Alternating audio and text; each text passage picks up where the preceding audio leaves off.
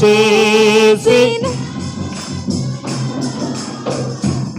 ఇదిగో నా స్తుతుల సింహాసనం నీలో నివసింపజేసినందున ఇదిగో నా స్తుతుల సింహాసనం కృపామయుడా నీలో నిలచి ఆత్మ ఫలములు ఫలించుట కొరకై నీలో నిలచి ఆత్మ ఫలము ఫలించుట కొరకు నాపై నిండుగా ఆత్మవరసము కుమ్మరించి నాపై నిండుగా ఆత్మవరసము కుమ్మరించు కృపామయుడా నీలోనా కృపామయుడా నీలోనా నివసింపచేసినందున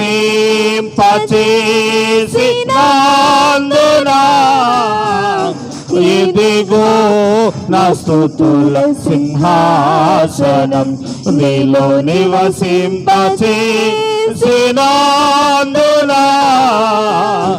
ఇదిగో నా స్తుతుల సింహాసనం కృపామయుడా ఆరాధనా స్తుతి ఆరాధనా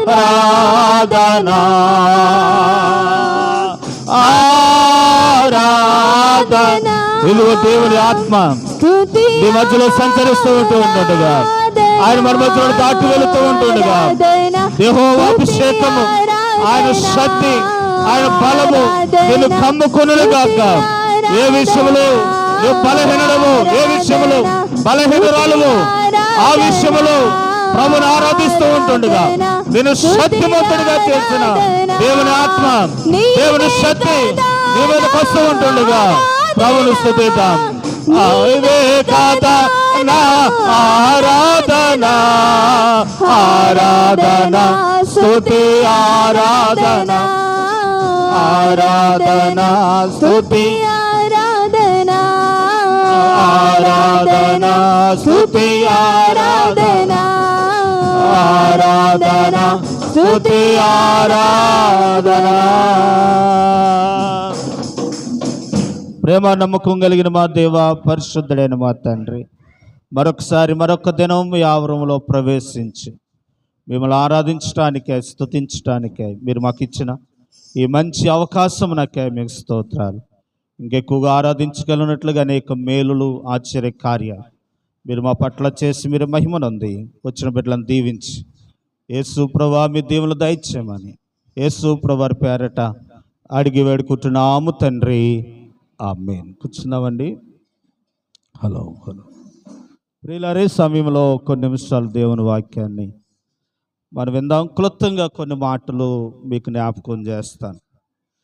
దేవుని వాక్యంలో నుండి ఈరోజు మీతో చెప్పాలనుకుంటున్న వాక్య భాగం ఏంటనంటే, నేను ఈరోజు మీకు చెప్పాలనుకున్న వాక్య భాగము కొన్ని నిమిషాలు క్లుప్తంగా కొన్ని మాటలు మీకు జ్ఞాపకం చేస్తాను. ఈ బసం బుధవారము అని అంటే బూడిద బుధవారం. బసం బుధవారం అంటే ఏంటి? బూడిద బుధవారం. ఈ బసం బుధవారాన్ని ఇంకొకటి అంటారు, ఏమంటారంటే లెంట్ దినములు అంటారు. లెంట్ దినములు అంటే అర్థమైందనంటే, లెంట్ అంటే చిగురించుట. వసంతకాలంలో చెట్టుకున్న ఆకులన్నీ రాలిపోయి మరలా నూతన చిగుర్లు వస్తాయి. దాన్ని ఏమన్నారనంటే లెంట్ కనుక చిగురించుట అన్నారు. కాబట్టి దాన్ని లెంట్ అంటారు. కాబట్టి ప్రియులారా, ఈ వాడిపోయిన మన జీవితంలో, వాడిపోయి ఎండిపోయిన మన కుటుంబాలను, లేకపోతే ఎవరు ఏ పరిస్థితులలో తారుమారైపోయి రాలిపోయిన ఆకులుగా ఉన్నామో ఆ విషయంలో ఈ 40 రోజులు దేవుడు తిరిగి ఈ 40 రోజులు అయినప్పటికి దేవుడు మనల్ని ఏం చేస్తాడనంటే శిఖరింప చేస్తాడు. అందుకే ఈ 40 రోజులు మానకుండా నిష్ఠగా దైవభక్తితో విశ్వాసముతో మనం ప్రభు దగ్గరకు వచ్చి మనవి చేసుకుని ప్రార్థించుకున్నప్పుడు దేవుడు తప్పనిసరి దేవుడు మనకు సహాయాన్ని చేస్తాడు. ఏబేలు రాసిన గ్రంథంలో అంటారు, ఇప్పుడైనను మీరు ఉపవాసం ఉండి కన్నీరు విడిచిన ఎడల ఆయన పశ్చాత్తాపడి చెయ్యాలనుకున్న కీడు చేయకుండా ఆయన మనసును ఏం చేస్తాడట, మార్చుకుంటాడు. కాబట్టి ఇప్పుడైనను మనం ఉపవాసం ఉండి కన్నీరు కారిస్తే ప్రభు ఏ విషయంలో మనం వాడిపోయి ఉన్నామో, ఏ విషయంలో ఎండిపోయి ఉన్నామో దాన్ని తిరిగి దేవుడు ఏం చేస్తాడనంటే చిగురింప చేస్తాడు. ప్రియులారా, చాలాసార్లు మీకు చెప్తా ఉంటాను ఏంటనంటే పక్షిరాజు వలె మీరు పైకి ఎగిరి నూతన బలం పొందుతారని వాక్యం చదువుతాం. కనుక పక్షిరాజు ముసలిదైపోయినప్పుడు అదంటండి ఒక ఎత్తైన కొండ మీదకి వెళ్ళిపోయి ఎవరికి కనపడకుండా ఆ కొండ మీద తన ముక్కును బండకేసుకుని కొట్టుకొని ఈకులన్నీ ఇలాగ తులిపేసుకుని బోడిదైపోద్దట. బోడిదైపోయిన పక్షిరాజు ఎవరికి కనపడకుండా 40 రోజులు అయినప్పటికీ మరలా దానికి కొత్త ముక్కు వస్తుందట, దానికి మరలా కొత్త వీకులు వస్తాయట. ఆ కొత్త బలముతో కొత్త ముక్కుతో ముసలిది చనిపోద్ది అనుకున్న, నేను చనిపోతాను అనుకున్న ఆ పక్షిరాజు అంట మరలా యవనస్తులతో ఏం చేస్తుందని అంటే అది ఎగురుతుందట, పైకి ఎగురుతుందట. దానికి ఆ బలం ఎక్కడొచ్చిందని అంటే అది ఒక కొండ మీదకి వెళ్ళిపోయి తన ముక్కును పగలు కొట్టుకుని ఈకలన్నీ ఓడదీసేసుకున్నట్టు చేత మరలా నూతన బలం వచ్చినట్టుగానే యెహోవా కొరకు ఎదురు చూచువారు నూతన బలము పొందుకొని వారు పక్షిరాజు వలె పైకి ఏం చేస్తారట, ఎదుగుతారన్న మాటలు మనం చూస్తూ ఉంటున్నాం. ప్రియులారా, ఈరోజు ఏ విషయంలో మనము నిరసిల్లుతున్నామో ఆ విషయంలో 2025వ సంవత్సరంలో ఈ ఉపవాస ప్రార్థనల ద్వారా లేకపోతే ఈ లెంట్ దినాలలో దేవుడు మనల్ని సిగురింప చేసినట్లుగా మనం ఆయన సన్నిధానంలో 40 రోజులు మనం ప్రార్థించుకుంది. ఇంకో మాట చెప్పి నేను పాఠంలోకి వెళ్తాను. ప్రియులారా, గొంగళ పురుగు చాలా అసహ్యంగా ఉంటుంది కదండి. అదే గొంగళ పురుగు ఏం చేస్తుంది అన్నట్టు మట్టిలో గూడు కట్టుకుని కొన్ని రోజులు ఆ మట్టిలో ఉండిపోయి ఆ మట్టిలో నుంచి మళ్ళీ కొన్ని రోజుల తర్వాత ఎలాగొస్తుందని అంటే మళ్ళీ గొంగళ పురుగుగా రాదు. ఎలాగొస్తుందని అంటే చేతాకోక చిలకగా వస్తుంది. అందరి చేత అసహింపబడిన గొంగళ పురుగు, అందరూ గెంట్లు వేసిన గొంగళ పురుగు కనుక చూడరాగానే ఉమ్ముబయబడిన గొంగళ పురుగు తన గూటిలో అన్ని రోజులు ఉండిపోయి ఇప్పుడు బయటకు ఎలాగొస్తుందని అంటే అందరూ మెచ్చుకున్నట్టుగా, అందరూ చేర తీసుకున్నట్టుగా, అందరూ దాన్ని ముద్దాడినట్లుగా దాని రూపం మార్చుకుని బయటకు వస్తుంది. అట్టుగానే ఈ 40 రోజులు ఏ విషయాల్లో మనము కనుక అసహించబడుతున్నామో, ఏ విషయంలో తునీకరించబడుతున్నామో, ఏ విషయంలో మనము అసహించబడుతున్నామో ఆ విషయాల్లో దేవుడు మన జీవితాన్ని మార్చి చేతాకోక చిలక వలె ఈ 40 రోజుల్లో ప్రభు మనల్ని చేయనుగాక. హల్లెలూయా. కాబట్టి అలా చేయాలని అంటే కనుక గొంగళ పురుగు ఎలాగొత్తి గూడు కట్టుకుని ఆ గూడులో ఉండిపోయిందో అలాగే 40 రోజులు ప్రభు దగ్గర మనం పశ్చాత్తాపడి ప్రభు దగ్గర ప్రార్థిస్తే దేవుడు తప్పనిసరి దేవుడు మనకి సహాయం చేస్తాడు. ప్రియులారా, కొన్ని మాటలు మీకు జ్ఞాపకం చేస్తాను చూడండి. నేను ఈరోజు మీతో చెప్పాలనుకున్న మాట ఏంటనంటే బూడిద. దేని గురించి చెప్పాలనుకున్నాను? బైబిల్లో బూడిద గురించి ఉంది. బూడిద ఒక 4 మాటలు చెప్పి నేను ముగిస్తాను. బూడిద దేనికి సాదృశ్యం అని అంటే దుఃఖానికి సాదృశ్యం. బూడిద దేనికి సాదృశ్యం అని అంటే తగ్గింపు జీవితానికి సాదృశ్యం. బూడిద దేనికి సాదృశ్యం అని అంటే అవమానానికి సాదృశ్యం. బూడిద దేనికి సాదృశ్యం అని అంటే నిందపాలుకు సాదృశ్యం. కాబట్టి ఈ దుఃఖము, నిందపాలు, అవమానము, హేళన లేకపోతే నిందపదమైన జీవితము ఆశ్రదకరముగా చేయబడిన బూడిదను మనం చూస్తూ ఉన్నాం. అనేక మంది నిందపాలై, దుఃఖాకాంతులై, అవమాన పాలై దేవుని దగ్గర తగ్గించుకున్నప్పుడు, వారు ప్రార్థించినప్పుడు వారి జీవితాన్ని ఘనమైన వారిగా దేవుడు చేశాడండి. ఈ 40 రోజుల్లో కూడా దేవుడు మనల్ని ఘనమైన వారిగా చేయనట్లుగా దేవుడు సహాయం చేయను గాక. చూడండి ప్రియులారా, ఎస్తేరు గ్రంథంలోకి మనం వద్దాం. ఎస్తేరు దినాలలో ఒక 4 సందర్భాలు మీకు జ్ఞాపకం చేసి మనము ప్రార్థన చేసుకుందాం. ఎస్తేరు రాసిన గ్రంథంలో మనం గమనిస్తే మనందరికీ తెలిసి చరిత్ర ఏంటనంటే, ఎస్తేరు దినాలలో ఇశ్రాయేలు ప్రజలు అనేవారు కనుక బబులోను కోషాను దేశానికి తీసుకోబడ్డారు. అక్కడికి తీసుకెళ్ళిపోయారు యవనస్తులందరూ అక్కడికి వెళ్ళిపోయినప్పుడు ఏమైందనంటే, ఆ దేశంలో ఉన్న ఆ రాజుగారు కనుక ఆ దేశంలో ఉన్న వారిని ఆయా పనులు చేయించుకుంటూ ఉన్నారు. ఆ రోజుల్లో పనులు చేయించుకుంటూ ఉంటుండగా దేవుని ప్రజలు ఎక్కడైనా ఎలా ఉంటారు అని అంటే వారు ప్రత్యేకంగానే ఉంటారు. వారు ఎప్పుడు కూడా ఉన్న దాంట్లోనే వారు చక్కగా సర్దుకుని మెసులుతూ ఉంటారు. కాబట్టి అలాగుంటున్న వారి పరిస్థితులు ఆ దేశం వారు అసహ్యపడి హామాన్ అనేవాడు ఇశ్రాయేలు యూదుడు వాడైనా మొర్దెకై మీద ఏం పన్నాడనంటే కుట్ర పన్నాడు. ఏమని కుట్ర పన్నాడనంటే, ఈ యూదులు ఎక్కడున్న ఎలాగుంటున్నారు, గొప్పలుగానే ఉంటున్నారు. కాబట్టి యూదులందరిని ఏం చేయాలి, చంపేవాళ్ళని ప్రయత్నం చేశాడు. యూదులందరూ చంపేవాళ్ళని ప్రయత్నంలో ఆ మొర్దెకై వాడు ఆమాన్ అని వాడు మొర్దెకైని చంపాలని ప్రయత్నం చేస్తూ ఉంటుండగా ప్రియులారా ఈ విషయము మొర్దెకైకి తెలిసింది. చదువుదాం చూడండి. అప్పుడు మొర్దెకై చేసిన పని ఏంటనంటే ఆ మాట చదువుదాం. ఎస్తేరు గ్రంథం 4వ అధ్యాయం జరిగినదంతయు మొర్దెకై గోను బట్ట వేసుకుని బూడిద పోసుకుని మహాశోకముతో రోదన చేయుచు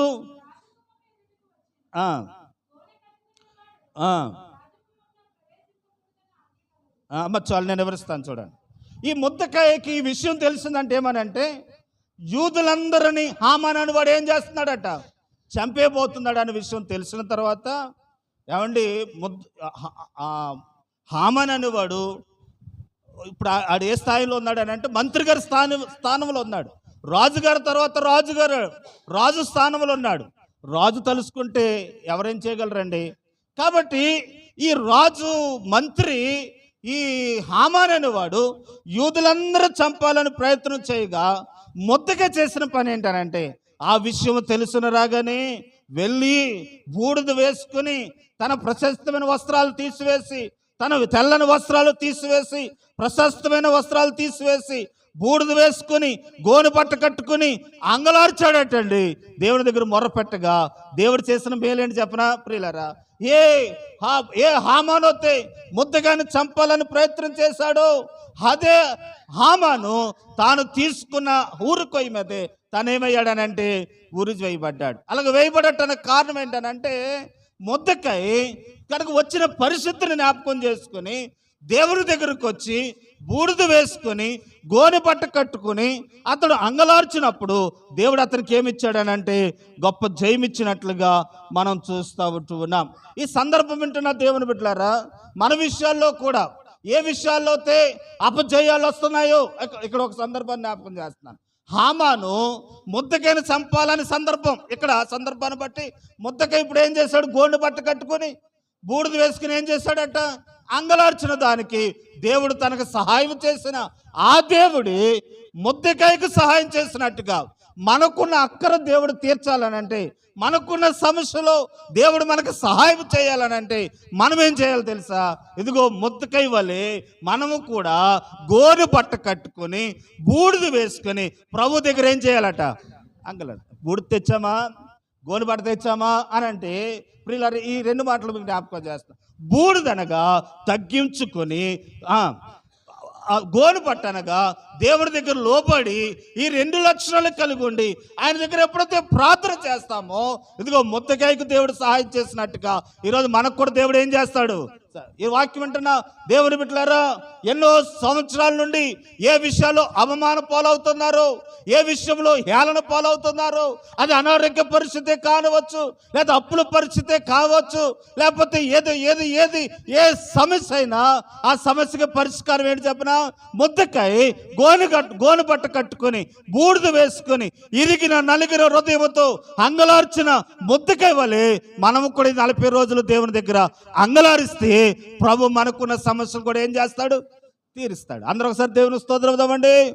కాబట్టి మనం దేవుని దగ్గరికి వచ్చిన తర్వాత మన చదువుని మనము అంచనా వేసుకోకూడదు, మన పలుకుబడిని అంచనా వేసుకోకూడదు, మన ధనాన్ని అంచనా వేసుకోకూడదు. దేవుని దగ్గరికి వచ్చి గోనె బట్ట ధరించుకున్నట్టుగా, బూడిద వేసుకున్నట్టుగా మనకు మనం ఏం చేయాలట? తగ్గించుకోవాలి. ఎప్పుడైతే తగ్గించుకుంటామో, ఆయన దగ్గర వేడుకుంటామో, అప్పుడు దేవుడు మన అక్కర ఏం చేస్తాడని అంటే తీర్చేవారుగా ఉంటారనే విషయాన్ని మీకు జ్ఞాపకం చేస్తా ఉన్నాను. చూడండి, కీర్తన గ్రంథంలో ఒక మాట ఉంటుందండి, నీ గోను బట్ట ఇడిపించి నీకు 30వ కీర్తన 30వ కీర్తన 12 వచనం, నీవు నా గోని బట్ట విడిపించి సంతోష నీవు నాకేం చేసావు అంటే, ఇప్పుడు గమనించు, ఈ కీర్తనకారుడు నీవు నా గోను బట్ట విడిపించి నాకేం ధరించావు అంటున్నాడు. అంటే అంత క్రితం ఏం వేసుకున్నాడు? గోను బట్ట ధరించుకుని బూడిదలో కూర్చున్నాడు. ఏదో ఒక సమస్య వచ్చింది, ఆ సమస్యను బట్టి ప్రార్థన చేయగా ఆ సమస్యను విడుదల చేసి ఇప్పుడు ఏమిచ్చాడు ఆ వ్యక్తికి? సంతోష వస్త్రాన్ని. చూడండి, యెషయా రాసిన గ్రంథంలో 61వ అధ్యాయంలో నీ బూడిదకు బదులుగా,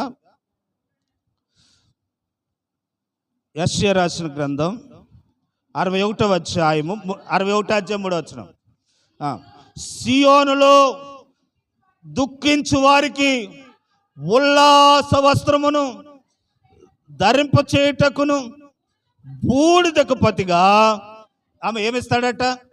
కనుక దేవుని సన్నిధానములో బూడిద వలె తగ్గించుకుని మనము ప్రభు దగ్గర అంగలారిస్తే ప్రభు చేసిన మేలేడు తెలుసా? మనం తగ్గించుకున్న దానికై, బూడిదలో కూర్చున్న దానికై, ఆయన దగ్గర అంగలార్చిన దానికై దేవుడు ఉల్లాస వస్త్రాన్ని ఇస్తాడట. కనుక బూడిదకు బదులుగా దేవుడు ఏమిస్తాడట? పూదండను ఇస్తాడు. చూడండి, మళ్ళీ ఎస్తేరు గ్రంథంలోకి రండి. అక్కడికి వస్తే ప్రియులారా, వస్త్రాలు చింపుకొని ఏడ్చి ప్రార్థన చేశాడట. వస్త్రాలు చింపుకొని ప్రార్థన చేయటాన్ని బట్టి ఇప్పుడు దేవుడు ఇతనికి ఏమిచ్చాడు ఆ ప్రార్థన విని అని మనం గమనిస్తే ప్రియులారా, ఏ వస్త్రాలతో చింపుకున్నాడో అదే మొర్దెకైని రాజు చేత ఊరేగింపు చేయించి, దేశమంతా ఊరేగింపు చేసి, రాజుగారు ఉంగరం తనకు ధరింప చేసి, తనకు ప్రశస్తమైన వస్త్రాలు వేసి దేవుడు అలా చేశాడు ఆ కార్యం. చూడండి, 6వ అధ్యాయం, ఎస్తేరు గ్రంథం 6వ అధ్యాయము 10వ వచనం, అందుకు రాజు నేను చెప్పిన తర్వాత చదువుతాను, ఒక్క నిమిషం. ఈ చరిత్ర మీకు చెప్తే మీకు అర్థమవుతుంది. ఇక్కడ ఏం జరిగిందని అంటే, రాజుగారిని చంపాలని కొంతమంది ప్రయత్నం చేస్తున్నారట. ఒరే ఇలా మాట్లాడుకుంటున్నారు, ఒరే రాజుగారు తింటున్న భోజనం ఇసము కలిపి ఇచ్చేద్దాం, రాజుగారు పేడ ఈ రోజుతో వదిలిపోద్దని మాట్లాడుకుంటున్నారు. ఆ విషయం ఎవరికి వినపడింది అని అంటే ముద్దకాయకి వినపడింది. అది పట్టుకెళ్ళి ఎవరికి చెప్పాడని అంటే రాణి గారికి చెప్పాడట. రాణి గారు రాజుగారు చెప్పగా దాన్ని విచారణ చేయగా అది నిజమని తెలవగా ఎవరైతే రాజుగారిని చంపాలనుకున్నారో వారిని ఉరేసి చంపేశారట. ఇప్పుడు గమనించాలి, ఇప్పుడు ముద్దకాయ పరాదేశం నుంచి వచ్చినాడు కనుక వారు చంపాలనుకున్నాడు, వారితో కూడా ముద్దకాయ ఏం చేయాలి? ఏకీపించాలి. ఏకీపించలేదు కనుక నేను పరాదేశం నుంచి వచ్చిన రాజు నాకు అన్యాయం చేసిన, నన్ను రాజుగారు మా దేశం పాడు చేసిన, మేము అడ్డకోలుగా ప్రవర్తించాం, రాజుని నేనేం చేయను. ఇంకొక విషయం మీకు రావు, ముద్దకాయకి వారు చంపుతామనే మాట వినపడిన రాగానే వారితో ముద్దకాయ ఏం చేయాలి? ఏకీపించాలి. అలా చేయలేదు కనుక దేవుడు తను చేస్తున్నది జ్ఞాపకం పెట్టుకొని దేవుడు అద్భుతం చేస్తాడు. ఒక ఆలోచన అవుతే ఇంకొక ఆలోచన ఏంటనంటే, రాజుగారికి తెలియజేయగా ఎవరో చంపాలనుకున్న వారు పట్టుకుని వారు ఉరేయించారు, ఆ గొడవ అయిపోయింది. ఆ విషయము పుస్తకంలో రాశారంట. రాసిన తర్వాత రాజుగారి కేకేసి, ముద్దకాయ నా ప్రాణాన్ని రక్షించావు కనుక ఇదిగో ఈ బహుమానం తీసుకొని ఇవ్వలేదంట. ఎవరికి ఇవ్వాలా లేదా? మనమైతే ఏం చేస్తాం? బయట టెంట్ వేసి నిరాశ తీర్చేసేస్తాం కదా, పెద్ద గొడవ చేసేది. కానీ ముద్దకాయ అలా చేయలేదు, ఇవ్వలేదు. పోన్లే నా న్యాయం ప్రకారం నేను చేశాను అనుకున్నాడు. ప్రియులారు గమనించండి, ఒకరోజు రాజుగారు నిద్ర పట్టడం లేదంట. దేవుడు ఆ నిద్ర పట్టక పుస్తకాలన్నీ చదువుతున్నాడట. అన్నీ చదువుతూ రాజుగారి విషయంలో ఎవరెవరు మేలు చేశారో అది కూడా చదువుతున్నాడట. చదువుగా ముద్దగా ఒక రోజున రాజుగారి ప్రాణాలు రక్షించినందుకు అతనుకి బహుమానం ఇవ్వలేదన్న విషయం తెలుసుకొని హామాను గడి కేకేసి అన్నాడట, ఇదిగో హామాను నీకు మాట చెప్తాను విను, ఏంటనంటే నేను ఒక వ్యక్తిని గణపరచాలనుకుంటున్నాను. ఆ వ్యక్తిని ఎలా గణపరచాలనుకుంటున్నానంటే నన్ను ఊరేగిస్తే ఎంతగా ఊరేగిస్తారో అంతగా ఆ వ్యక్తిని ఊరేగించాలి, నన్ను ఊరేగించినట్టుగా ఊరేగించాలి, ఆ వ్యక్తికి అంత స్థాయిలో అతను ఊరేగించాలని చెప్పినప్పుడు ఈడనుకుంటాడు హామాను, ఇంకెవరిని ఊరేగిస్తారు, పక్కన ఉన్నవాడు ఎవరిని, నేనే కదా నన్ను అనుకుని రాజుగారు ఎంత చెప్తే దాన్ని అంత చేశాడంటూ ఊరేగింపు, అంత చేసి ఊరేగించండి అని చెప్పి రాజుగారు అన్నాడట, ముద్దకాయని ఊరేగించి అన్నాడట, ఆ బాధ్యత నీకే చెప్తాను అన్నాడట. ఎంత గొప్ప సంగతి నేను అనుకుంటున్నాను. ప్రియులారా 4వ అధ్యాయంలో చూడండి, 4వ అధ్యాయంలో మొదటి వచనంలో ముద్దకాయకు వచ్చిన శ్రమను బట్టి తన ప్రశస్తమైన వస్త్రాలు ఇప్పేసి తాను గోను బట్ట కట్టుకుని అంగలార్చిన ఆ మొరకు దేవుడు ప్రేమిస్తున్నాడని అంటే ఘనతనిస్తా ఉన్నాడు, అంగలార్పుకు ఏడుపుకు నాకు బదులుగా సంతోషాన్ని ఇస్తా ఉన్నాడు, పూదండని ఇస్తా ఉన్నాడు, ఆనందాన్ని ఇస్తా ఉన్నాడు. చదువుతా చూడండి 6వ అధ్యాయంలో కొద్దామండి 10వ వచనం. ఇప్పుడు చదవరమ్మా.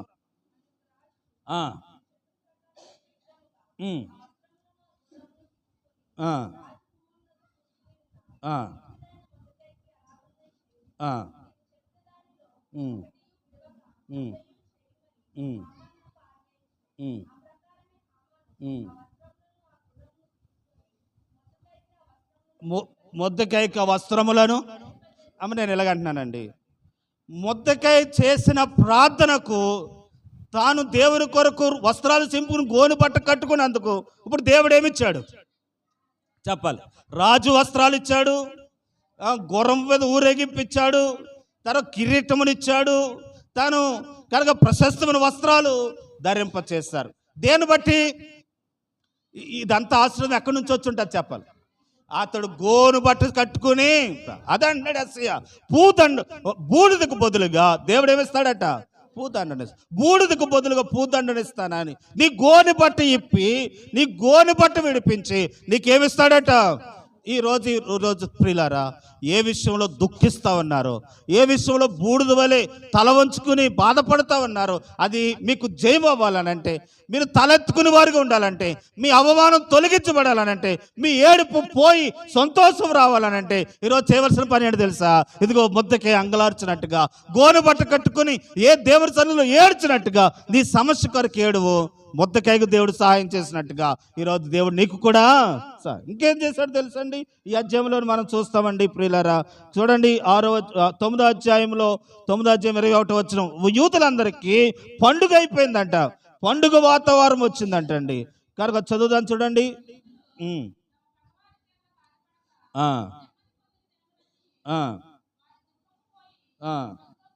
వారికి దుఃఖము పోయి ఏమొచ్చిందంట, మీరు చెప్పాలి ఎందుకు వచ్చింది?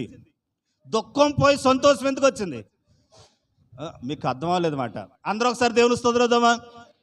ఇప్పుడు దుఃఖము పోయి యూదులందరికీ సంతోషం రావటానికి కారణం, ఒకరోజు ముద్దకే గోను బట్ట కట్టుకుని బూడిద వేసుకుని కన్నీరు కార్చి రోదన చేస్తూ అంగలార్చాడు కనుక దేవుడు ఇప్పుడు ఏమిచ్చాడు ఈరోజు ఆ సంతోషాన్ని. ఇంకొక విషయం చెప్పేసి నేను 2వ పాఠంలోకి వెళ్తాను. ప్రియులారా, ఎవరైతే చంపాలనుకున్నాడో వాడే ఏం చేయబడ్డాడు, గుర్తిపడ్డాడు. కాబట్టి ముద్దకై చేసిన ప్రార్థన, అన్ని ఘనకార్యాలు చేసిన దేవుడే ఈ ఉపవాస ప్రార్థన కూడికల ద్వారా మీరు కూడా ఏదైతే దుఃఖిస్తున్నామో ఆ విషయంలో దేవుడు సంతోషాన్ని దయచేస్తాడు. చూడండి నా ప్రియులారా, యోనా రాసిన గ్రంథం రండి, యోనా గ్రంథంలోకి వద్దాం. యోనా గ్రంథం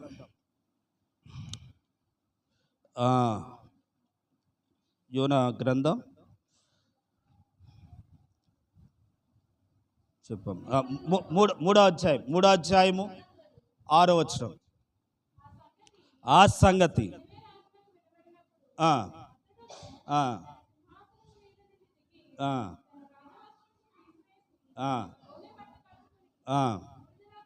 బూడిదలో కూర్చొని నేను వివరిస్తాను చూడండి. ఇక్కడ జరిగిన విషయం ఏంటనంటే అండి, నిలువే పట్టణం అని ఒక పట్టణం ఉందండి. ఆ పట్టణం ప్రజలంట కుడి ఎడమలు ఎరగని వారు వలె ప్రవర్తిస్తున్నారట. ఆమె ఎలా ఉన్నారట, కుడి ఎడమ అంటే కుడి చేతితో చేయవలసినవి కుడి చేతితోనే చేయాలి, ఎడమ చేతితో చేయవలసినవి. అంటే ఈ మాట మీకు అర్థమవుతుంది, వరుస వాయి లేకుండా ప్రవర్తిస్తున్నారంటే ఎవరు? నిలివే పట్టణం. దేవుడు ఆకాశం నుండి తేరు చూడగా నిలివే పట్టణస్తులందరిని అగ్నితో సొదొమ గొర్రె పట్టణాన్ని ఎలాగైతే కాల్చేశాడో అలా కాల్చేద్దాం అనుకుంటున్నాడంట. అనుకుని దేవునికి ఒక మంచితనం ఉంది, ఏంటంటే ఆయన చెప్పకుండా ఏ పని చెప్పటానికి యోనాను పంపించాడట. యోనా, నువ్వు వెళ్ళు, చెప్పు నిలివే పట్టణస్తులకి, మీ దోషం చాలా భయంకరంగా ఉంది, మిమ్మల్ని అగ్నితో కాల్చివేస్తానని నేను చెప్తున్నానని చెప్పు, వెళ్ళు యోనా అని చెప్పినప్పుడు యోనా, ఈ చరిత్ర అంతా మనకు తెలుసు కాబట్టి నేను వెనక్కి వెళ్తలేదు. యోనా వెళ్ళి చెప్పాడంట. 3 రోజులంతా నడుచుకుంటూ తిరిగినన్ని ప్రయాణం కలిగిన ఊరు దేశం అంట. 120,000 మంది కంటే ఎక్కువ ఉన్నారని బైబిల్ గ్రంథంలో చూస్తాం. కాబట్టి వారికి యోనా ఎప్పుడు చెప్పాడో తెలియదు, కానీ సముద్రం కొట్టుకొచ్చిన వాళ్ళు చెప్పాడు, ఎవరికి చెప్పాడేమని. ఇదిగో వినండి నిలివే పట్టణస్తులారా, మీరు చేసిన దోషము దేవునికి చాలా కోపము తెప్పించిందంట. మిమ్మల్ని అగ్నితో ఏం చేస్తానంటే కాల్చేస్తాడట. కాబట్టి దేవుడు మిమ్మల్ని కాల్చకుండా ఉండాలనంటే మిమ్మల్ని మీరు పశ్చాత్తాపడి సరిచేయబడితే దేవుడు మిమ్మల్ని క్షమిస్తాడంట అన్న మాట వినని రాగానే ఆ నోటంట ఊరు ప్రజలందరికీ తెలిసిపోయిందంట. ప్రజలందరికీ తెలవటమే కాదు కానీ రాజుగారికి కూడా తెలిసిందంట. రాజుతో సైతం నిలివే పట్టణస్తులందరూ వారు సింహాసనంలో దిగి, వారి అధికారాలు దిగి, వారి ధనాన్ని దిగి, వారికి ఉన్న అంతస్తులు దిగి వారు ఏం చేస్తారనంటే గోని బట్ట కట్టుకుని ఏం చేస్తారట, బూడిదలో కూర్చొని పశ్చాత్తాపడ్డారట. అయ్యో, మేము మాకు తెలవక ప్రవర్తించాం, దేవానికి దారుణంగా మేము కోపం తెచ్చి పనులు మేము చేశామా, అయ్యా మమ్మల్ని క్షమించిన ఆయన అని దేవుని దగ్గర పశ్చాత్తాపడగా దేవుడు అంటండి చెయ్యాలనుకున్నది చేయకుండా తన మనసులో ఏం చేసేసుకున్నాడట. చదువురమ్మా, ఆ మాట చదువుదాం. యోనా గ్రంథము మళ్ళీ కూర్చుపైకి ఎన్నో వచ్చిన 3వ అధ్యాయంలో 6వ వచనం చదివారు కదండి. కొంచెం పైకి చదువమ్మా.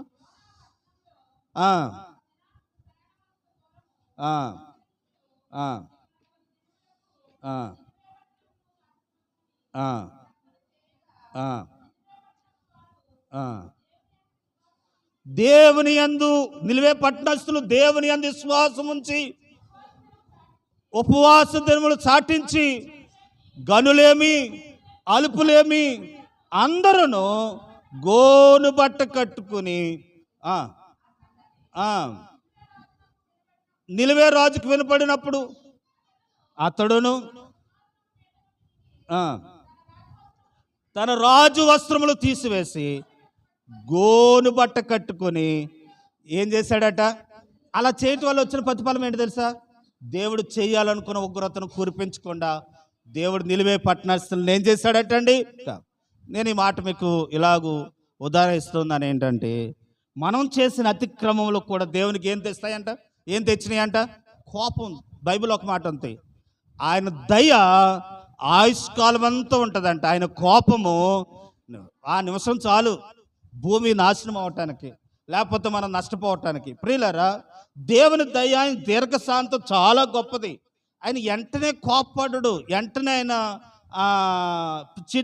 చిన్నీటికి కోప్పడ్డు. చూడండి, మీరు ఎప్పుడైనా గమనించండి, ప్రతి దానికి గొడవ పెట్టుకుంటున్నారు అనుకోండి, ఆ ఇంట్లో గొడవ పెట్టుకుంటే ఒకసారి 2 సార్లు వెళ్తాం, తర్వాత వెళ్తామా?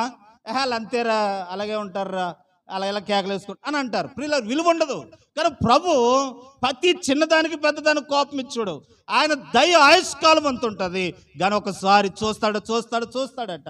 ఆయన కోపం అంట ఎంత ఉంటుందంట, నిమిషం ఉంటుందంట. సర్వం ఏమవుతుందని అంటే కాబట్టి ఒకవేళ ఇలాగ అనుకుందాం, మనం చేసిన దోషములు బట్టి దేవుని ఉగ్రతను కురిపిద్దాం అనుకుంటున్నాడేమో, అది కురిపింపకుండా ఉండునట్లు మనం దేవుని దగ్గర మనం తగ్గించుకొని, వారు గోనె బట్ట కట్టుకొని బూడిద వేసుకొని ప్రభు దగ్గర మొర్రపెట్టినట్లుగా, అంగలార్చినట్టుగా మన కుటుంబం కొరకు మనం వాళ్ళు ప్రార్థించినప్పుడు దేవుని ఉగ్రత మన మీదకి రాకుండా దేవుడు ఏం చేస్తాడట. యోనా గ్రంథంలో శివరాధ్యాయంలో యోనా కూర్చుని అనుకుంటున్నాడట, దేవుడు త్వరగా ఇలా సపెత్తే బాగున్ను, ఇలా నాశనం చేస్తే బాగున్ను, వీళ్ళ మీద అగ్ని కురిపిస్తే బాగున్ను అని అనుకుంటున్నాడు శివరాజ్యంలో. ఎవరు? యోనా. కానీ ఎంత చూసినా ఆకాశం నుండి ఏం కురవటలేదు. ఒకసారి ఊహించుకోండి, ఇది నిలివే పట్టణం అండి, దూరంగా వెళ్ళిపోయి సముద్రం వారం కూర్చుని ఉన్నాడంట. ఎందుకనంటే అగ్ని కురిస్తే సముద్రంలో దూకేద్దాం అన్నట్టుగా. ప్రియులారా, ఇప్పుడు అగ్నితో దేవుడు అన్నాడంటే ఖచ్చితంగా ఏం చేస్తాడు? చేస్తాడు, కాబట్టి అగ్ని కురిపిస్తాడు, వీళ్ళందరూ నాశనం అయిపోతారు అనుకుంటున్నాడు యోనా. ప్రియులారా, యోనా దేవుని ప్రేమను ఎరగని వాడుగా మనకు కనపడతా ఉన్నాడు. ప్రియులారా, ప్రభు తట్టు మనం ఒక్క అడుగు వేస్తే, ప్రభు తట్టు తిరిగి పశ్చాత్తాపడితే, మనం చేసిన అతిక్రమములకు ఇలాగ అనుకుందాం, ఇలాగ ఆలోచిద్దాం. ఒకసారి అందరూ దేవునికి స్తోత్రం చెప్దామండి. పశ్చాత్తాపడటం అంటే ఎలాగనంటే, పశ్చాత్తాపడటం అంటే ఏంటంటే ఆలోచించుకోవడం మనసులో, ఎక్కడ నేను నాశనం అవుతా ఉన్నాను, ఎక్కడ నాకు ఈ నష్టం వస్తుంది, ఏమి చేస్తున్నందుకు నాకు ఈ నష్టం వస్తూ ఉంది అని ఆలోచించగా ప్రభు దగ్గర ప్రార్థన చేయగా ఆ నష్టాన్ని దేవుడు మనకి చూపించినప్పుడు దాన్ని ఒప్పుకుని ఏం చేయాలి? విడిచిపెట్టి మళ్ళీ వెళ్ళకూడదు. మరి వెళ్ళామంటే ఇక దేవుడు మళ్ళీ అస్తమాలు ఏం లాక్కొస్తాం, అస్తమాలు ఏం చెప్తాం? ప్రియులారా గమనించాలి. ఇక అస్తమాలు అందుట్లోకి వెళ్ళకూడదు. ఓహో, ఇంతకే నష్టం వస్తూ ఉంది, ఇంతకే నేను నాశనం అవుతా ఉన్నాను, ఇంతకే నా పరిస్థితి ఇలాగ అవుతుందని, అయ్యో ఎంతో సమయం నేను పోగొట్టుకున్నాను, అభివృద్ధి అవ్వకోకుండా అది ఆ పని చేసిన మూలాన్ని ఈ నష్టాన్ని ఇలాగ అనుకుందాం. దేవుని సన్నిధానానికి వెళ్ళకపోవటాన్ని బట్టి నేను ఈ నష్టాన్ని తెచ్చుకున్నాను, నేను ప్రార్థన చేయకపోవటాన్ని బట్టి ఈ నష్టాన్ని తెచ్చుకున్నాను, వాక్యం చదవకపోవటాన్ని బట్టి ఈ నష్టాన్ని తెచ్చుకున్నాను. అరే చిచ్చి అయ్యా, ప్రభు దగ్గర పశ్చాత్తాపడి, దేవా నా జీవితం నాశనం అవటానికి ఉదాహరణగా చెప్తున్నాను ఇవన్నీ. ప్రియులారా, ఇంకా మన మనసుకి ఏమొస్తాయి అవి మనం ఆలోచించుకోవాలి. అంటే సమాజంగా కొన్ని చెప్తాం, బాగోదు కాదు నేను చెప్తలేదు, అది మన మనసుకు వచ్చినప్పుడు ఆ విషయంలో ఎంత సమయం పోగొట్టుకున్నానే, ఎంత నెమ్మదిని పోగొట్టుకున్నానే, ఎంత శాంతిని పోగొట్టుకున్నానే, ఎంత ఆశ్రదాలు పోగొట్టుకున్నానే, చిచ్చి అని చెప్పి మనకు మనం పశ్చాత్తాపడి దేవుడి దగ్గర క్షమాపణ అడిగితే దేవుడు మన మీదకి రావాల్సిన ఉగ్రతను తప్పించి అక్కడి నుండి దేవుడు మనల్ని ఏం చేస్తాడనంటే చిగురించేవారిగా దేవుడు చేస్తాడు. మోడి బారిన మన జీవితాలను, ఆకులు రాలిపోయిన మన చెట్టులను, ఆకులు రాలిపోయిన చెట్టు వల్ల ఉన్న మన పరిస్థితులను, బూర్దులో ఉన్న వారిని లేవనెత్తి రక్షించినట్టుగానే దేవుడు మనల్ని కాపాడగల సమర్థుడుగా ఉంటాడు అనే విషయాన్ని మీకు తెలియపరుచుకుంటున్నాను. అబ్రహాము ఆది కాండంలో 18వ అధ్యాయంలో సొదొమ పట్టణం గురించి మనం చూస్తాం కదండి. సొదొమ పట్టణంలో అగ్ని కురిపిస్తానని చెప్పినప్పుడు కనుక సొదొమ పట్టణం కొరకు అబ్రహాము ప్రార్థన చేస్తాడు. ఏమని ప్రార్థన చేస్తాడు అంటే, దేవా చదువురామా, అందుకు అబ్రహాము ధూళియు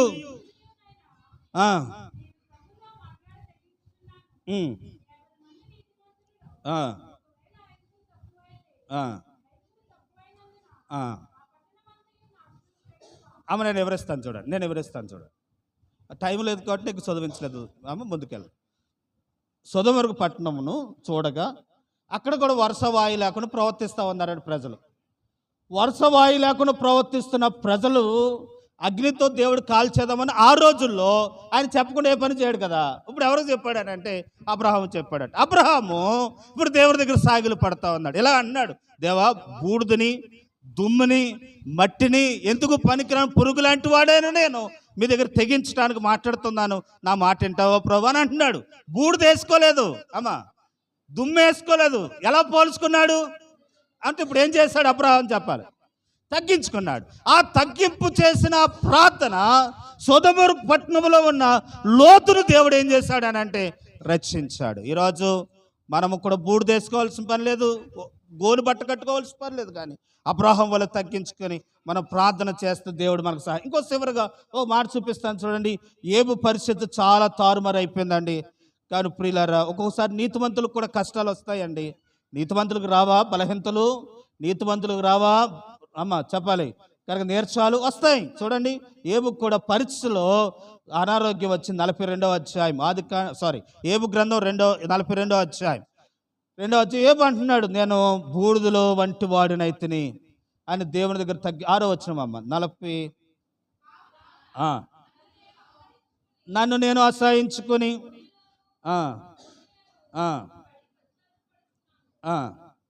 పడి నేను పశ్చాత్తాపము పడుతున్నాను.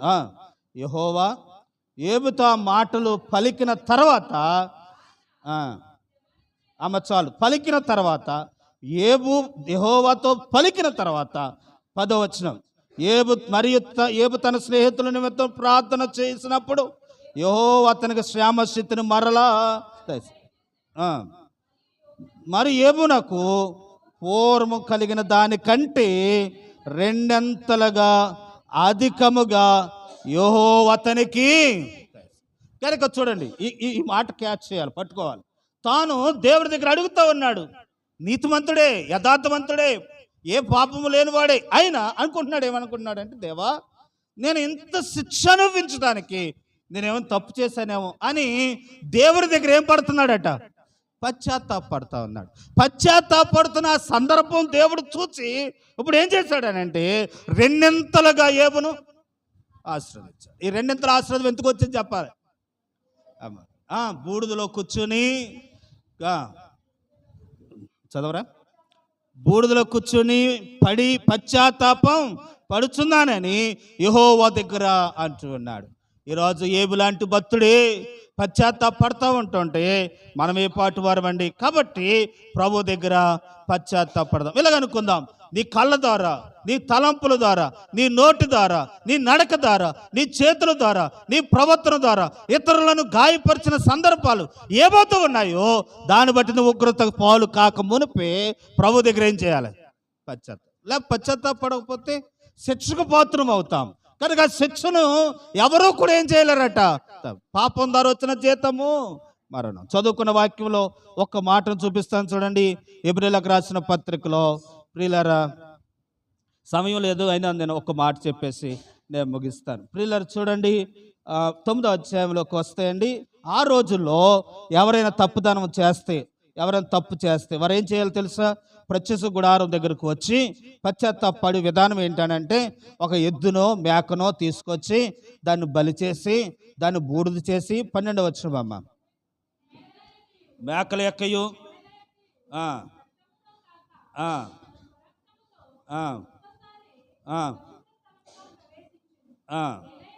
ఏలయనగా మేకల యొక్కయు ఎద్దుల యొక్కయు రక్తమును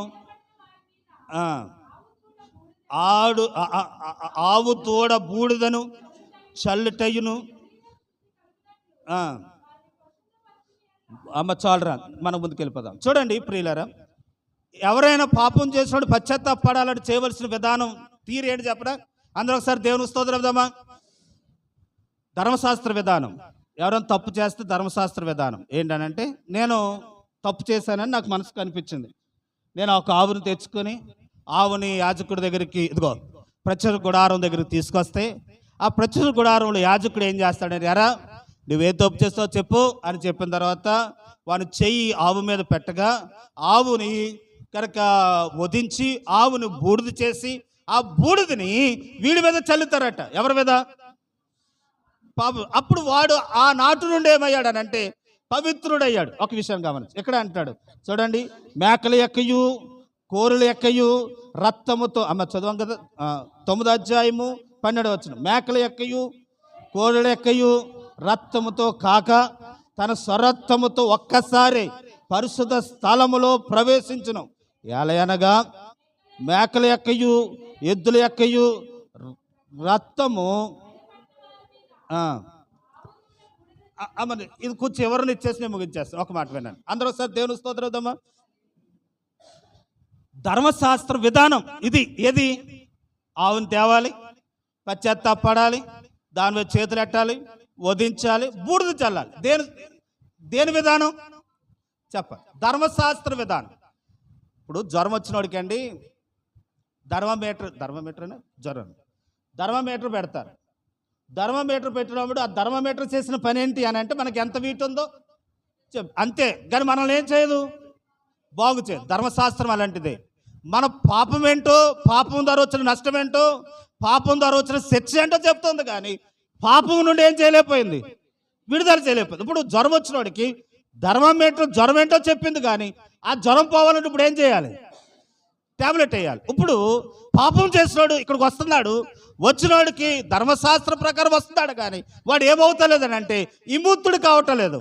కాబట్టి ఏ దేవుడతో లోకాన్ని కలుగు చేశాడు, ఏ దేవుడతో మనుషులు కలుగు చేశాడు, మేకల యొక్కయు ఎద్దుల యొక్కయు గొర్రెల యొక్కయు మానవుడు పవిత్రపరచబడటలేదు లేదని ఆ దేవుడే మానవుడిగా, ఎద్దు పశువుగా, గొర్రె పిల్లవలే ఈ లోకానికి వచ్చి మానవుల కొరకు ఏం చేయబడ్డాడనంటే సిలువైబడి రక్తము కార్చి చనిపోయి ఆకాశానికి భూమికి మధ్యలో ఏలాడి ఎండలో మలమలలాడి సిలువలో మేకులు, చేతులలో మేకులు, కాళ్ళల్లో మేకులు, దొక్కలో బల్లెము పోటు, తలకు ముళ్ళకిరీట ధరించుకొని నీ పాపము కొరకు నా పాపముల కొరకు ఆయన బాబు బూడిద వలె వధించబడిన ప్రభు రక్తము నీ మీద పోచింపబడాలి. రోజు ఆయన రక్తము నీ మీద పోచింపబడటనే గాని, చూడండి ఇక్కడ అంటాడు, రక్తము లేకుండా మనుషుడికి పాప విమోచన లేదు. 22వ వచనం, మరియు ధర్మశాస్త్ర ప్రకారం సమస్త వస్తువులు రక్తము చేత శుద్ధి చేయబలననియు రక్తము చిందింపకుండా పాప క్షమాపణ లేదు. ఏమి లేకుండా పశ్చాత్తాపడ్డాం, ఆవు బూడిద సరిపోదు, పశ్చాత్తాపడ్డావు, గొర్రెపిల్ల బూడిద సరిపోదు. కాబట్టి తానే లోకానికి వచ్చి తన రక్తమును సిందించి మన కొరకు బలి పశువు వలె వధించబడ్డాడు. ఆయన సిలువైబడ్డాడు, ఆయన రక్తము కార్చాడు. ప్రియులారా, ఆయన రక్తము నేటికి ఆయన పరిశుద్ధలో ఉంది. ఈరోజు నువ్వు పశ్చాత్తాపడితే ఆవు బూడిద జల్లినట్లుగా తన రక్తము నీ మీద జల్లి నేను పవిత్రపరుస్తాడు, నీతిమంతుడుగా నీతిమంతురాలుగా చేసి పరలోక రాజ్యాన్ని వారసుడిగా చేస్తాడు. అంత మాత్రమే కాదు, ఆయన సజీవుడు, జీవిస్తున్నవాడు, ప్రాణం పెట్టి తిరిగి లేచిన ప్రభు. ఆయన అంటున్నాడు, ఇదిగో మొత్తకైనా రక్షించిన దేవుణ్ణి, నిలువే పట్టణస్తులను కాపాడిన దేవుణ్ణి, ఏబుకు సహాయం చేసిన దేవుణ్ణి, నీ గోను బట్టు విడిపించి నీ బూడిదకు బదులుగా పూదండనిస్తాను అని ప్రభు చెప్తా ఉన్నాడు. చెబుతున్న ప్రభుని గణపరిచి, అయ్యా నా కొరకు బలియాగమిత్త చేస్తావు నాయన, నేను మోడు బారిపోయి ఉన్నాను ప్రభు, నన్ను క్షమించి నన్ను పవిత్రపరిచిన ఆయన అని ఆయన దగ్గర అడుగుదాం. ఏ విషయంలో మనము ఫలాలు లేకుండా, కాయలు లేకుండా, చిగురు లేకుండా, సంతోషం లేకుండా ఉన్నామో ఈరోజు ప్రభు దగ్గర పశ్చాత్తాపడదాం. నేను నాకు పని చేసి వాళ్ళని నా జీవితంలో సంతోషం కోల్పోయాను, ఈ పాపం చేసి వాళ్ళని నేను మనసాంతరం కోల్పోయాను, ఇదిగో అక్రమం చేసి వాళ్ళని ఇదిగో నీకు దూరం అయిపోయాను ఆయన, నేను పశ్చాత్తాపడతా ఉన్నాను, నా తప్పు నేను తెలుసుకున్నాను, నీ దగ్గరికి వస్తా ఉన్నాను, నీ రక్తం చేత కడుగునాయన నన్ను శుద్ధి చేయి ప్రభు అనంటావా, ఈరోజు నేను దేవుడు క్షమిస్తాడు, పరిశుద్ధుడిగా చేస్తాడు, నీకున్న శాపమును తొలగిస్తాడు. తలలో ఉంచుదాం, కళ్ళు మూసుకుందాం, ప్రార్థన చేద్దాం. ప్రియులారా, ఒకసారి మనం పరిచయం చేసుకుందాం. అందరూ కళ్ళు మూసుకుందామండి. ప్రార్థనలో మనందరం కొంచెం ప్రార్థన చేసుకుని ప్రభు దగ్గర పశ్చాత్తాపడుతూ ఇక్కడి నుంచి వెళదాం. ఎన్ని సంవత్సరాల నుండి దేవుని మందిరానికి మనం వస్తూ ఉన్నామో, ఎన్నో సంవత్సరాల్లో ప్రభు దగ్గర వస్తున్నాం. మనము తిరిగి ఈరోజు ప్రభు దగ్గర ఒప్పుకుందాం. నీ పాపమే నిన్ను చిగురింపు లేకుండా చేసింది, నీ అన్యాయమే నిన్ను చిగురు లేకుండా చేసింది, అభివృద్ధి లేకుండా చేసింది. నువ్వు అభివృద్ధి చెందలేకపోతా ఉన్నావు, నువ్వు ప్రార్థిస్తున్నావు, దానికి జవాబు రావటానికి కారణం నీ పాపమే. అది ఏదైనా సరే, అది అన్యాయమైన దొంగ అయినా, దొంగతనమైన, వ్యభిచారమైన, అన్యాయమైన, లేకపోతే అసూయ అయినా, ఏదైనా పాపమే. ఈరోజు ఆ పాపము నిన్ను శాపములోకి తీసుకువెళ్ళక మునిపే, దేవుని ఉగ్రత నీ మీదకి రాక మునిపే, ఇదిగో పరిశుద్ధ రక్తము నేటికి నీ కొరకు ఉంది. ఈరోజు పశ్చాత్తాపడి ఆ తప్పు చేసి వాళ్ళని నా జీవితం ఎదగటలేదు, నేను అభివృద్ధి చెందటలేదు, ఈ విషయంలో సంతోషం పోగొట్టుకున్నాను అని ప్రభు దగ్గర మనం పశ్చాత్తాపడదాం, ప్రభు దగ్గర సహాయపడదాం. ప్రియులారా, ప్రభు సహాయాన్ని మనం పొందుదాం. మోడు బారిన జీవితాలను సిగరింపచేయగలవు నీవు, మోడు బారిన జీవితాలను సిగరింపచేయగలవు నీవు, మారానుభవం మధురముగా మార్చగలవు నీవు, మారానుభవం మధురముగా మార్చగలవు నీవు, మహోన్నతుడా నీ కృపలో నేను నివసించుట నా జీవిత ధన్యతై ఉన్నది, మహోన్నతుడా నీ కృపలో నేను నివసించు. మూడు భార్యను మన జీవితాలను సిగురింప చేయగల, తారుమారైన మన జీవితాలు తిరిగి తీయగా మెదడుగా చేయగల దేవుడు, నా జీవిత ధన్యతయున్నది, నా జీవిత ధన్యతయున్నది. ఆకువాడక ఆత్మ ఫలములు ఆనందముతో ఫలించనా, ఆకువాడక ఆత్మ ఫలములు ఆనందముతో ఫలించనా, జీవజలముల ఊటైనా నీ వరనను నాటితివా, జీవజలముల ఊటైనా యోరన నన్ను నాటితివా. మహోన్నతుడా నీ కృపలో నేను నివసించుట, నా జీవిత ధన్యతయున్నది. మహోన్నతుడా నీ మనసును మార్చుకోకుండా, పశ్చాత్తాపడకుండా ఇక్కడ నుంచి వెళ్ళటాన్ని బట్టి ఎంతో భయంకరము ఉగ్రతను మనం పొందుకుంటాం. సమయం ఉండగానే పశ్చాత్తాపడదాం, సరి చేయబడదాం, ప్రభు దగ్గర క్షమాపణ కోరుకుందాం. ధన్యతయున్నది నా జీవిత ధన్యతయున్నది. ప్రార్థన చేద్దాం.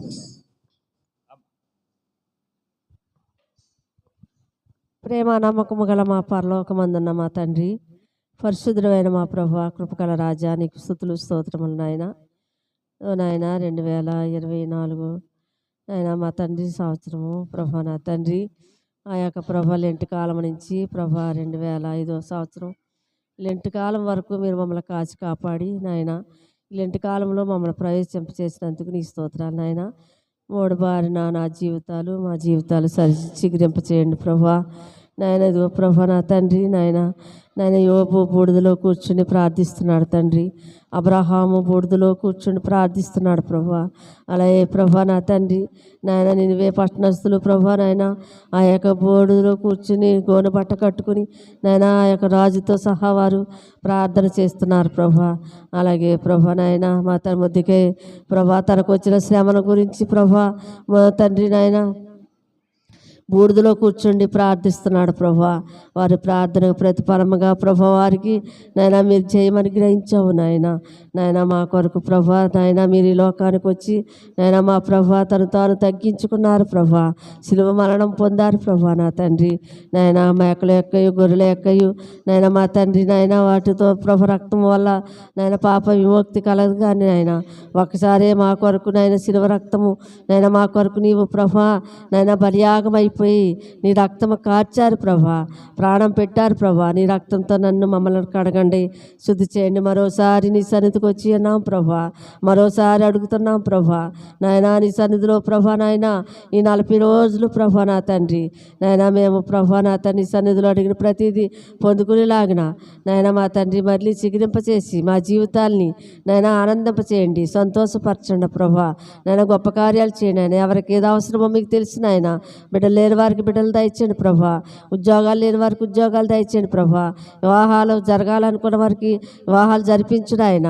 ఎవరు ఏ కోరికతో ఉన్నారు ప్రభా వారి వ్యాపారాల్లోనూ వారి పనుల్లోనూ వారి ప్రయత్నాల్లోనూ నైనా మా తండ్రి వారు అనుకున్న ప్రతి ప్రేమ తండ్రి ఆలోచన యావత్తు నెరవేర్చి ప్రభు ఈ 40 రోజుల్లో నన్ను మీరు కార్యము చేయండి ప్రభా నాయన. మేము బూడిదలో కూర్చున్నాం ప్రభా, తగ్గించుకున్నాం ప్రభా.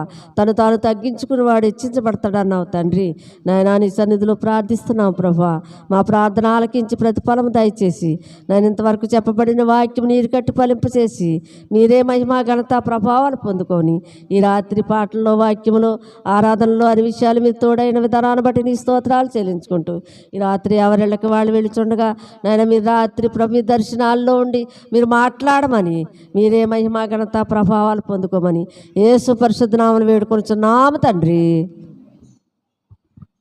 ఆశీర్వాదం తీసుకుందామండి. రేపు రాత్రి 7:30కు ప్రారంభించబడుతుంది. సిద్ధపడి రండి. పక్కనున్న వారికి రాలేని వారికి కూడా తెలియపరచండి, తీసుకుని తోడుకొని తీసుకురండి. ఆశీర్వాదం మన తండ్రి అయిన దేవుని ప్రేమయు కుమారుడి యేసు క్రీస్తు వారి కృపయు పరిశుద్ధాత్మని సహవాసము, కాపుదల, దీవెన, ఆశ్రదాలు ఇప్పుడు ఎల్లప్పుడూ ప్రభు వచ్చే వరకు సదాకాలం మనందరికీ నిత్యము తోడైండి, కాపాడు, దీవించి నడిపింప చేయనుగాక. ఆమేన్. ఆమేన్. అందరికి వందనాలు. God bless you.